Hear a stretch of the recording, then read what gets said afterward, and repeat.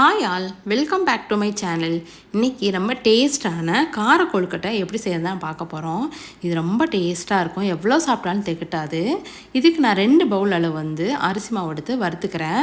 ஏற்கனவே வறுத்த மாவாக இருந்தால் வறுக்க தேவையில்லை. நம்ம வறுத்து செய்யும்போது கொழுக்கட்டை நல்லா வாசனையாக இருக்கும், ரொம்ப சாஃப்டாகவும் இருக்கும். இப்போ தாளிப்புக்கு கடாயில் 2 குழிக்கரண்டி அளவு எண்ணெய் ஊற்றிட்டு, எண்ணெய் காஞ்ச உடனே 1/2 டீஸ்பூன் கடுகும், 1 ஸ்பூன் உளுத்தம்பருப்பு, 1 ஸ்பூன் கடலைப்பருப்பு சேர்த்து எண்ணெயிலே நல்லா வறுத்து விட்டுருங்க. இது நல்லா பொன்னிறமாக மாறினோன்னே நான் 2 காஞ்ச மிளகாய் கிள்ளி போட்டிருக்கேன்.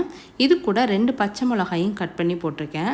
இப்போ கருவேப்பிலை, ஒரு பெரிய சைஸ் வெங்காயம் பொடியாக நறுக்குனது எல்லாத்தையும் நல்லா வதக்கி தனியாக ஆற வச்சாச்சு. இப்போ மாவு பிணையிறதுக்காக ஒரு பாத்திரத்தில் உப்பு போட்டு அதை நிறைய தண்ணி ஊற்றி வச்சுட்டேன்.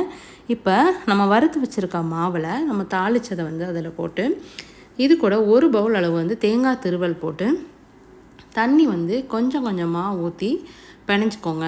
நம்ம பிணையிறது இடியப்ப மாவு பதத்துக்கு பிணைஞ்சா போதும். இது நம்ம இனிப்பு கொழுக்கட்டை கொஞ்சமாக சாப்பிட்டாலும் நெஞ்ச கறிக்கும். ஆனால் கார கொழுக்கட்டை எவ்வளோ வேணாலும் சாப்பிட்லாம், நல்லா டேஸ்ட்டாக இருக்கும். நம்ம ஆவியில் செய்கிற பொருள் எல்லாமே நமக்கு ஹெல்த்தி தான். நம்ம அதிகமாக எண்ணெய் சேர்க்க மாட்டோம். இதில் தாளிப்புக்கு மட்டும்தான் நம்ம எண்ணெய் சேர்க்குறோம், மற்றபடி நம்ம ஆவியை தான் வைக்க போகிறோம். இந்த மாதிரி நீங்கள் கொஞ்சம் கொஞ்சமாக தண்ணி ஊற்றி பிணைஞ்சு வச்சுக்கோங்க. மாவு ரெடி ஆயிடுச்சு.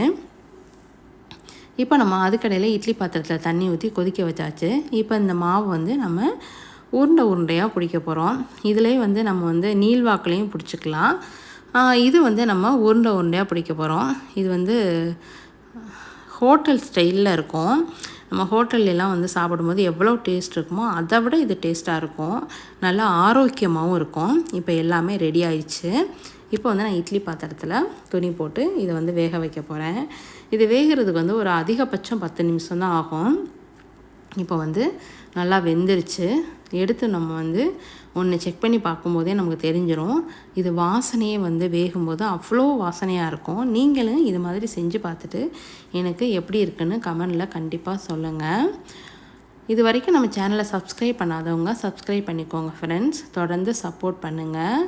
உங்கள் ஃப்ரெண்ட்ஸ் அண்ட் ஃபேமிலிக்கும் ஷேர் பண்ணுங்கள். தேங்க்யூ.